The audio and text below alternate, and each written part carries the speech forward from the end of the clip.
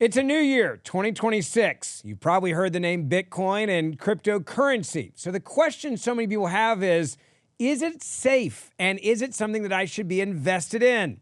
It's a question I want to get answered for you today. And joining me now to talk about that is the co-founder of Bitcoin IRA, Chris Kline. Chris, I appreciate you being here.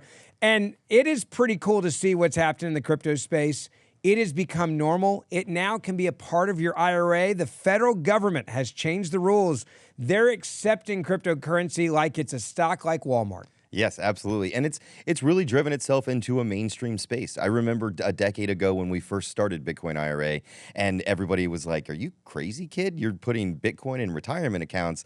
Is this even possible?" And you fast forward to where we're at today, where countries are building stockpiles, corporations are building stockpiles. Strategy, for example, is pretty much its entire business models around this.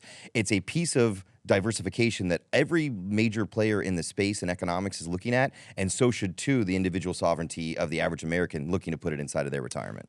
You guys actually have a really cool stat that you told me about at dinner, and that is that your clients, 75% were born before 1976. So the idea that you maybe missed out on this, or if you're a little older, it's a young man's game in crypto, that is also just not true. That's definitely one of the myths I wanted to come debunk with you and your audience. Is this isn't our grandfather's economy, and grandfathers are buying Bitcoin and putting it inside of their retirement for long-term holdings, especially now that they're thinking about inheritance and handing some of these things down. But yeah, that was actually shocking to me. We discovered that in 2018. That 75% of them were older than my parents' generation. And what we found from surveying all of them was this is something that they think is new age, and that I think almost every American, especially older ones, has a genuine concern of watching what's happened to the U.S. dollar over the last 4 or 5 decades. And there's always been gold and silver as a potential hedge, land, real estate, these scarce assets. And Bitcoin, while it may seem, oh, that's digital and it's different, it's scarce. There's only 21 million assets of Bitcoin that will ever be mined. 19.5 million have been mined so far. And you and I actually won't live. Our kids will probably live to see the last one get mined.